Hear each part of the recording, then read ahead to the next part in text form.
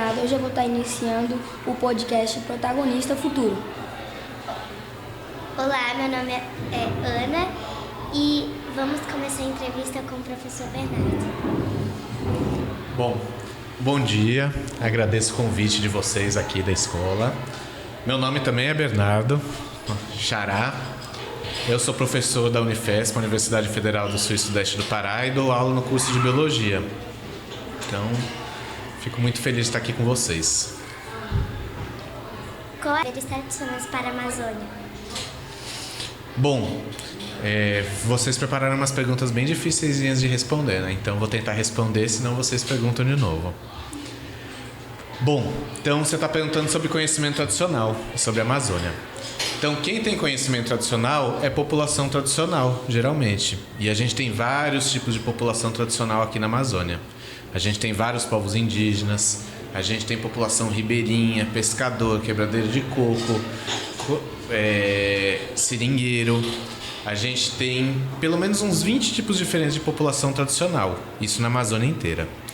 E aí a gente tem que entender que essa população tradicional está muito tempo aqui também, vivendo na Amazônia, aprendendo a viver com a Amazônia, usar as plantas, os bichos. Então, se a gente pensar que eles viveram muito tempo aqui na Amazônia, sempre usando o meio ambiente para sobreviver, a gente tem muito para aprender com eles. A gente que vive em cidade, em área urbana, que não tem todo esse conhecimento que eles têm, a gente pode aprender muito com eles, para saber como que a gente pode viver com a floresta e conservar a floresta ao mesmo tempo.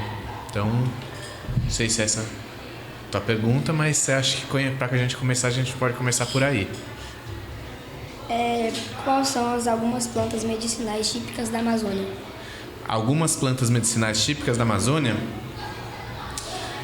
Olha, a gente pode falar de algumas plantas que são de uso comum, que a gente consome, assim, e outras plantas são tão importantes que são levadas até para outros países. Então, vocês são mais jovens assim, mas provavelmente os pais de vocês devem usar com frequência a copaíba, a andiroba, que mais que a gente pode falar? A própria castanheira, além da castanha que a gente consome, é uma planta medicinal. E a gente pode falar de outras plantas que nem o jaborandi. O jaborandi é uma planta que não é uma planta muito grande que nem a andiroba e a castanheira, não sei se vocês já ouviram falar, mas é uma planta que a gente tem na Amazônia, principalmente lá para Carajás. E é uma planta que ela é tão importante que a gente tem um remédio que é produzido para tratar o olho, que eles pegam as plantas que tem principalmente aqui no Pará, que tem no Piauí, que tem no Maranhão, levam para uma fábrica e depois transformam em um remédio. Então a gente tem várias e várias espécies de plantas medicinais que são utilizadas daqui da Amazônia. Qual é a importância da ecologia humana? Tentar explicar antes o que é a ecologia humana. Então a gente tem vários tipos de ecologia, vocês vão ter durante as ciências biológicas aí, na formação de vocês, vários tipos de ecologia. E uma dessas ecologias estuda como que o ser humano está dentro do meio ambiente, o que a gente usa, como que o meio ambiente influencia o nosso comportamento. Então a ecologia humana, e aí é uma área que é mais próxima do que eu trabalho lá na universidade, ela ajuda a gente a entender, por exemplo, por que aqui na Amazônia a gente gosta tanto de açaí. E o açaí que o pessoal come, por exemplo, lá em São Paulo, no Rio Grande do Sul, é diferente do açaí que a gente consome aqui. Porque a gente aprendeu desde o começo, quando a gente era pequeno, era jovem, a consumir o açaí desse jeito. Já o pessoal do Sudeste, ele consome um açaí que é industrializado. Então, por isso que é diferente.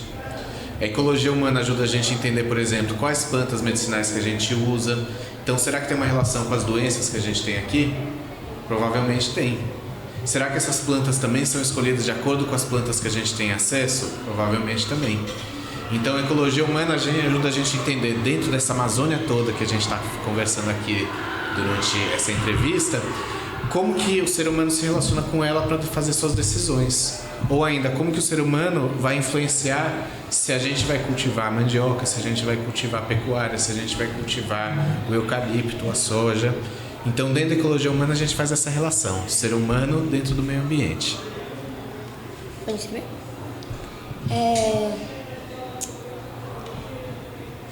Como o conhecimento tradicional dos povos amazônicos ajuda a manter o equilíbrio ecológico?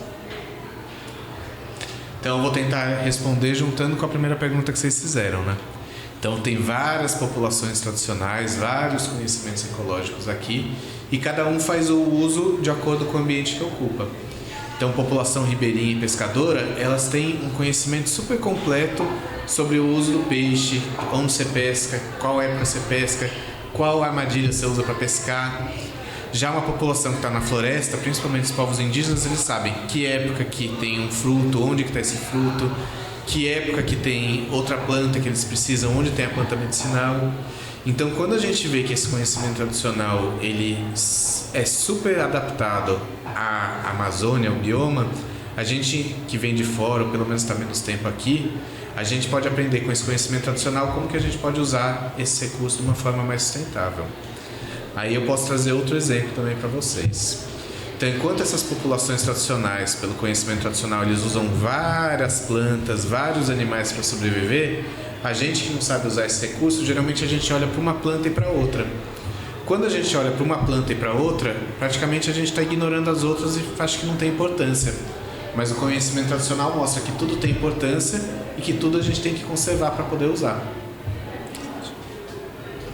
Quais são as melhores plantas comestíveis? As melhores plantas comestíveis? Eu vou tentar falar de plantas da Amazônia, tá? Tem um colega meu que ele mora em Manaus e ele trabalha com o que ele chama de plantas alimentícias não convencionais, que ele dá o nome de punk, que aí fica mais fácil da gente lembrar. E ele diz que 10% de todas as plantas que tem no mundo, assim, são comestíveis. Se a gente pensar que a Amazônia tem uma biodiversidade grande, são quase 16 mil plantas que a gente tem aqui conhecidas, a gente pode pensar que tem quase 10%, ou seja, de cada 10 plantas, uma delas é comestível. Eu não conheço todas as que são comestíveis, mas eu vou falar de algumas que eu gosto. Então, eu gosto muito do babaçu, que é uma planta comum que a gente tem aqui, ninguém dá atenção para ela, mas ela produz um óleo comestível gostoso e produz uma farinha que dá para fazer um mingau muito gostoso. A gente tem a castanha, que acho que as pessoas conhecem um pouquinho mais, que eu acho muito gostoso, mas só tem uma época do ano. A gente tem a sapucaia, que é parente da castanha do Pará, que também é muito gostosa. A gente tem o bacuri, que é outra planta que o pessoal não dá muita atenção, mas eu acho deliciosa. A graviola, que é outra planta que não é bem da Amazônia, mas chegou aqui antes do que os europeus. Então tem muita planta da Amazônia que eu pessoalmente acho gostosa. A gente tem o cacau, o cupuaçu, o cacau bravo, o cupuí, que é outro tipo de cupuaçu que a gente tem aqui. A gente podia passar a manhã inteira só falando de comida. Mas a gente tem várias plantas que são da Amazônia e que são muito gostosas. E a gente tem outras plantas que são da Amazônia, que são cultivadas, mas é difícil a gente achar em feira. Então a gente tem um tal do cará. Vocês já comeram cará? E a gente tem um cará que ele é roxinho, pequenininho, que é plantado principalmente por população tradicional. Então a gente tem várias plantas que são nativas, que não são cultivadas, e tem outras que são cultivadas. Mas o problema é que a maior parte dessas plantas não são fáceis da gente encontrar.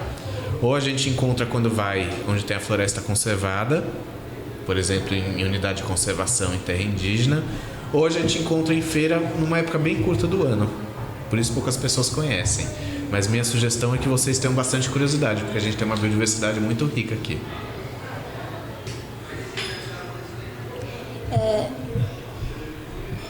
O que são os recursos naturais, renováveis e não renováveis? Tá. Recurso natural é tudo aquilo que vem da natureza. A gente pode falar que a água é um recurso natural, que a planta é um recurso natural, que os animais são recursos naturais, até o petróleo que fica bem embaixo da terra, né? Que a gente usa para fazer combustível, é um recurso natural. Então tudo que vem da natureza é natural. A diferença é que tem alguns recursos naturais que eles são cultivados ou a gente consegue recuperar eles rápidos ou fazer um uso deles sustentável que não acaba com ele. E a gente tem alguns recursos naturais que, dependendo da forma que a gente usa, não é sustentável, não é renovável. Então, por exemplo, o petróleo, que é um recurso natural, se a gente faz o uso dele, ele vira fumaça e a gente não consegue recuperar. Então ele não é renovável. Já uma planta, por exemplo, um fruto que a gente estava falando aqui agora, a gente pode consumir ele e a árvore continua produzindo ele. Então é um recurso renovável. Uma árvore que você faz uso uma vez e você replanta ela pode ser renovável. Se você tira ela e não planta ela de novo, ele não é renovável. Então vai depender a origem e vai depender o uso que a gente vai ter. Então a gente tem vários recursos naturais que são utilizados. Pessoal, já encerramos o primeiro bloco. Daqui a pouco vai chegar o segundo. Muito Obrigada. obrigado pela sua atenção. Obrigada, professor Bernardo. Eu que agradeço, Ana, Bernardo. E aí vocês fiquem à vontade também de conhecer a universidade que a gente atua, pra vocês entenderem um pouquinho o que a gente faz lá também. Então, parabéns. Obrigada. Obrigado.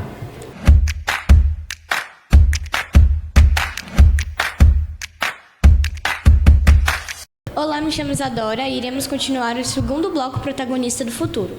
Olá, me chamo Sofia e vamos dar continuidade à entrevista com o professor Bernardo sobre a Amazônia. Tudo bem. Olá, meu nome é Bernardo. Agradeço a participação aqui, o convite que vocês fizeram.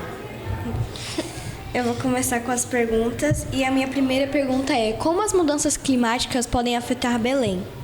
Belém? Sim. Bom, eu acho que eu vou falar mais do que Belém, eu vou falar da Amazônia como um todo, tá? Sim. Então,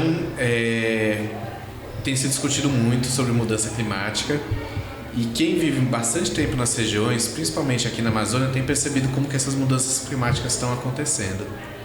Então a gente tem visto, por exemplo, chuvas mais intensas, mas mais curtas ao longo do ano. Então se antigamente a gente tinha quase o ano inteiro um pouquinho de chuva, hoje em dia essas chuvas elas estão concentradas e a seca também ela está aumentando ao longo do ano. E aí como consequência a gente vê, por exemplo, principalmente na região que a gente está, cada vez mais incêndio, que antes era feito, mas esse incêndio ele não se estendia um período tão longo. Incêndios criminosos e também incêndios de manejo de pastagem. Então isso daí tem afetado, por exemplo, a saúde da população. Então tem uma época do ano que fica difícil de respirar. Fica só fumaça. Isso, aquele cheiro de fumaça. E ao mesmo tempo, algumas espécies, principalmente aquelas que não são cultivadas, mas as cultivadas também, elas estão sofrendo com a falta de chuva. Então a gente está tendo um período, por exemplo, mais curto de produção de castanha está ficando mais caro, de açaí, o açaí está ficando mais caro.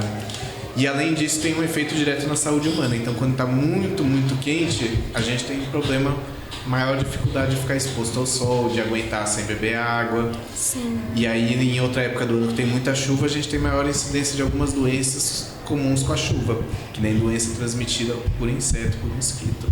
E aí esse é um problema que tem em Belém, mas é um problema que a gente também tem aqui em Marabá e na região. É um lugar que falam muito dessas mudanças climáticas é São Paulo, né? Que dizem, de manhã tá frio, à tarde tá pegando fogo, aí à noite tá chovendo. Pois é. Belém também vai ter a COP30, né? E a comunidade lá de Belém tá ansioso, né, pela COP30. Bom, eu acho que antes eu vou complementar a pergunta anterior, que estava falando sobre mudança climática, né? Porque a COP, ela vai ser um encontro que é um encontro de países do mundo inteiro, todos os países praticamente participam, e nela é discutido o que vai ser feito para reduzir as mudanças climáticas e os impactos das mudanças climáticas. Então, agora há pouco eu falei que a mudança climática tem impacto na população humana, na biodiversidade, e lá em Belém eles vão fazer essa discussão. E aí você falou de São Paulo também, né? E aí o que eu acho importante a gente entender? Quando a gente está falando de clima, a gente não consegue falar isolado de uma região. O que está acontecendo na Amazônia hoje em dia tem efeito lá em São Paulo e no Sudeste também. Então, por exemplo, se a gente desmata muito a Amazônia, reduz a quantidade de chuva que tem em São Paulo. Porque muito da chuva que cai em São Paulo é produzido na floresta aqui. Então as plantinhas elas respiram e transpiram, jogam umidade para o céu, para a atmosfera, e essa umidade é levada lá para São Paulo. Se não tem floresta, diminui essa umidade e diminui a chuva em São Paulo. E isso é importante a gente entender, porque tudo que a gente está falando de clima, o que acontece numa região reflete em outra região. E a COP em Belém ela é muito importante porque a gente vai estar falando sobre mudança climática de um local que está sofrendo as consequências da mudança climática. Então, se a gente está falando de desmatamento na Amazônia, a gente está falando de todas as consequências que vão ter para o mundo inteiro. E essa COP ela vai ser importante porque vai ser a primeira COP que está ocorrendo no Brasil e na Amazônia. Então, se vários países que são distantes daqui, se a gente está falando da Ásia, da África, da Europa, eles estão preocupados do que está acontecendo aqui na Amazônia também, porque tem impacto no território deles. Da mesma forma que o que eles estão fazendo lá tem impacto aqui. Se um país, por exemplo, de fora faz muita poluição, vai ter impacto aqui na Amazônia também. Então a gente está falando de um evento mundial que vai ocorrer próximo da gente e tem um impacto na nossa vida. Então acho que essa que é a importância da COP que vocês perguntaram. A minha segunda pergunta é: quais coisas a gente pode fazer para cuidar da floresta amazônica? Vocês fizeram umas perguntas bem difíceis, mas vamos lá. Eu acho que a primeira coisa que a gente tem que fazer é conhecer a Amazônia. Eu acho que essa é a primeira dificuldade que a gente tem. Então a gente conversou um pouquinho em um outro momento que Marabá, apesar de não ter muita floresta aqui em volta, faz parte da Amazônia. E tem muita gente de Marabá que não conhece quase nada da floresta, porque acha que não tem floresta aqui. Então, acho que a primeira questão é a gente conhecer o que tem na floresta e a partir da gente entender, e aí o que eu falo, o que tem na floresta? Quando a gente olha para a floresta, não é só planta verde que tem. A gente tem muito animal, a gente tem muita espécie de planta, a gente tem as populações tradicionais que vivem na floresta. Então, quando a gente está falando de conhecer a Amazônia, é conhecer toda essa diversidade que tem. Sim. E a partir daí a gente entende um pouquinho o que cada uma dessas espécies, cada uma dessas coisas que eu falei aqui, tem de dificuldade para existir. Então existem ameaças para a vegetação, existem ameaças para os animais, existem ameaças para as populações tradicionais. Então, a partir do momento que a gente estuda e conhece, a gente entende quais são as dificuldades que eles têm. E aí eu acho que o papel de vocês aqui na escola e a gente na universidade é tentar educar as pessoas para entender o que é essa Amazônia que a gente está falando. Sim. Quando você fala que quando a gente faz uma coisa em um lugar, reflete em outro, um grande exemplo tem vários países que produzem muita poluição, muitos gases que provocam efeito estufa. E isso está refletindo muito na Antártica. Lá o gelo está derretendo, animais estão correndo perigo, entendeu? E eu também acho muito importante essa educação nas escolas. Que as pessoas têm que aprender mesmo sobre isso, porque se você chegar, querer ser médico, por exemplo, mas não saber nada sobre medicina, você não pode ser um médico. Entendeu? Então eu acho isso muito importante. Isso. Vou reforçar o que eu tinha falado agora também. Na COP, são várias discussões que estão sendo feitas. Então, estão países que participam, falam o que eles vão fazer para reduzir a poluição, que é uma forma da gente conservar a biodiversidade, diminuir as mudanças climáticas. E eles fazem os compromissos. Então, um fala, olha, eu vou diminuir carro que produz poluição e colocar carro elétrico. Eu vou parar de cortar árvore e vou plantar árvore. Eu vou deixar de fazer isso e fazer aquilo. Então, cada país entra com compromisso. Só que o que acontece? A gente não pode falar o que os outros países vão fazer. Então, tudo tem que ser conversado, né? E aí, voltando para a resposta que eu tinha dado antes, eu acho que tudo parte da gente entender, e aí eu falo não só dentro da escola, mas a sociedade como um todo, assim, quem não está na escola, quem não está na universidade, mas a gente trabalha com educação. Que educação é chave. E aí tem um termo que a gente trabalha bastante, que é educação ambiental, que acho que vocês trabalham aqui na escola também, que é entender qual é o nosso papel no mundo e o que a gente pode fazer para melhorar ou para mudar para melhor o mundo, né? Então acho que a chave de qualquer discussão que a gente faz, em parte relacionada a mudanças climáticas, a etnobiologia, a conservação, é a educação ambiental. Eu tenho uma pergunta que é: o que faz tornar a biodiversidade amazônica tão única? Bom, eu acho que são vários elementos. Primeiro que a Amazônia é muito grande. Sim, muito. Então a Amazônia não está só no Brasil, apesar de ocupar 50% do território do país. Não está só no Brasil, está mais em 7 ou 8 países. E a Amazônia, ela se configura como a maior floresta tropical. Então a gente tem florestas grandes no mundo, mas não tem essa biodiversidade que a gente tem aqui. E o que faz ela ser tropical é essa quantidade de chuva. Se a gente tem mudança climática, a quantidade de chuva muda e aí vai ser difícil de conservar essa biodiversidade toda. E aí a Amazônia ela tem uma outra coisa bem particular, que a Amazônia, quando a gente, principalmente para quem é de fora, acha que é tudo igual, mas não é. A gente tem na Amazônia vegetação na beira do rio, a gente tem montanha, a gente tem vários rios começam no Cerrado, que rios começam nos Andes. Então tudo isso daí ajuda a gente a entender por que tem tanta biodiversidade aqui na Amazônia. E aí, de fato, a Amazônia é a floresta tropical mais biodiversa do mundo. Pois é. E tudo isso afeta também nós, né? Os humanos. Muita gente chega e fala, os pássaros estão agressivos, os animais não são mais os mesmos. Se você chegar numa cobra e pisar na cabeça dela, ela vai te morder. Então, é bem isso, né? Eu acho que essa fala tua ajuda a gente a pensar uma coisa também, quando a gente está falando sobre a Amazônia, sobre desmatamento, sobre conservação. Antes da gente chegar aqui já tinha um monte de bicho, né? Sim. A cobra já estava aqui antes da gente chegar. Sim. Então, quando a gente está falando de conservação, a gente tem que entender que existe uma biodiversidade antes do ser humano e essa biodiversidade tem que continuar existindo. Independente da gente usufruir dela, usar como medicinal, usar como alimento, usar como o que for, mas ela tem que continuar existindo. O ser humano ele pode fazer agricultura, ele pode fazer mineração, mas essa biodiversidade tem que ser conservada. Que riscos o desmatamento traz para a floresta amazônica?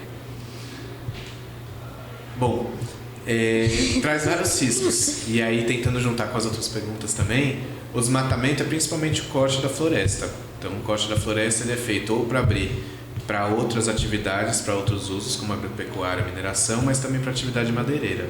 Se você tira uma árvore, todos aqueles animais e aquelas espécies que vivem da árvore, elas vão perder o ambiente. Então, cada vez que você desmata um pouquinho, aquela biodiversidade ela vai perdendo o ambiente para ficar. E aí, quando você faz isso numa escala muito grande, o animal fica sem espaço para sobreviver. E aquela biodiversidade toda que a gente falou de plantas medicinais, plantas comestíveis, também acaba. Então, a partir do momento que você corta a floresta, tudo que depende da floresta para sobreviver perde espaço também. Encerramos aqui o segundo bloco. Daqui a pouco voltamos com o terceiro. Obrigado, professor Bernardo, pela sua presença. Muito obrigada. Eu que agradeço e novamente reforço o convite para todo mundo aqui da Escola do Futuro conhecer a Unifesp e conhecer o que a gente faz lá, tanto da parte de pesquisa e a parte de ensino.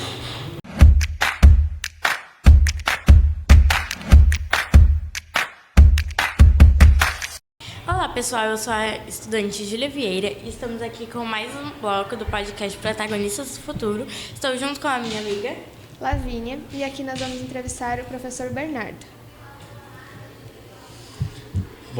Bom dia. Agradeço dia. o convite. Vocês fizeram para estar aqui hoje com vocês. Então, meu nome é Bernardo.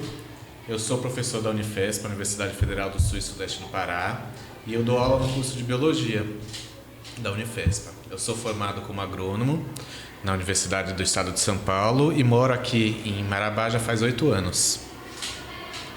Bom, para começar nossas perguntas, eu quero saber qual que é a importância da Amazônia como reservatório da biodiversidade do planeta. Bom, essa é uma pergunta que não é tão simples assim para responder, mas eu vou tentar responder de uma forma mais simples, tá? Então, a gente mora na região Amazônia, no bioma Amazônia, e o bioma Amazônia ele é o maior bioma que a gente tem no Brasil e a maior floresta tropical que a gente tem no mundo. Então, se a gente levar em consideração a extensão, a diversidade de ambiente que a gente tem, porque a gente tem ambiente de rio, a gente tem ambiente de floresta, de montanha, a gente tem floresta fechada, floresta aberta. Então, se a gente pensar essa dimensão toda que tem dentro do bioma, a gente tem uma das maiores biodiversidades aqui. É muito difícil da gente falar exatamente qual que é a biodiversidade que a gente tem na floresta, porque muita coisa ainda está para ser descoberta. Então, do que a gente sabe hoje em dia, a gente sabe que quase 10 até 15% da biodiversidade mundial, ou seja, que tem no mundo inteiro, está dentro dessa floresta. E aí, lembrando que a Amazônia não está só no Brasil, mas também está na Colômbia, no Equador, na Venezuela e em vários outros países ao redor. Mas a gente pode considerar que é o bioma mais biodiverso do mundo. Então, é a maior floresta tropical e é onde tem a maior biodiversidade, considerando um território só. qual é o papel dos jovens da Amazônia na defesa e preservação do meio ambiente? Bom, ótima pergunta também, não é simples de responder. E a gente fala também, quando a gente tem uma pergunta difícil dessa, a gente fala que a gente não está no nosso lugar de fala. Eu acho que vocês são jovens, têm muito mais capacidade de responder do que a gente. Mas, de uma forma bem direta, assim, se a gente pensar que a população na Amazônia também é diversa, a gente tem população indígena, população tradicional, população urbana, rural, são os jovens que estão aqui e que vão continuar vivendo nesse território. Então, enquanto os mais velhos eles estão aqui há mais tempo, quem vai herdar o futuro da floresta são vocês. Então, é muito importante qualquer discussão que tem, seja uma pesquisa científica, seja uma política pública, tenha a participação dos jovens. Porque não adianta a gente que é velho, que vem de outra região, querer falar o que é importante para vocês. Vocês que estão aqui que sabem. E aí, lembrando de novo, que a juventude que está aqui também é diferente da juventude que está na área rural, que é diferente da juventude que está na aldeia e por aí vai. Bom, como a etnobotânica e a etnozoológica podem contribuir para a descoberta de novas espécies e produtos naturais na Amazônia? Na apresentação eu fui bem breve, né? Mas assim, na minha área de atuação entre a agronomia e a biologia, eu trabalho com essa área que chama etnobiologia, que é a relação das populações humanas com o meio ambiente. E aí a gente considera que todo mundo sabe um pouquinho sobre biodiversidade, né? A gente vê mais bicho e planta que tem na cidade, tem gente que vê mais bicho e planta que tem na aldeia, mas todo mundo tem um pouquinho de conhecimento. E a área que eu atuo é essa área que a gente tenta entender quais são esses conhecimentos, como que eles mudam ao longo do tempo. Então, dentro da etnobiologia, a gente tem duas áreas mais específicas, que é a etnobotânica, que é o estudo da relação das plantas com as pessoas, ou das pessoas com as plantas, e da relação das pessoas com os animais. Bom, talvez me antecipando ou repetindo as outras perguntas, que esse vai ser o último bloco, né? Mas relacionando com a pergunta que você fez, a etnobotânica, ela estuda os usos das plantas. E a gente tem muitos usos para as plantas. Se a gente olhar, em qualquer lugar tem planta no meio. Seja planta alimentícia, planta medicinal, planta que a gente utiliza para fazer brinco, artesanato, construir casa, construir barco. Então as plantas estão em todos os lugares. Então a etnobotânica ela faz o estudo do uso dessas plantas, desses recursos naturais ou dos animais pelas populações locais. E aí a gente pode imaginar que da mesma forma que a Amazônia é biodiversa, o conhecimento também é diverso.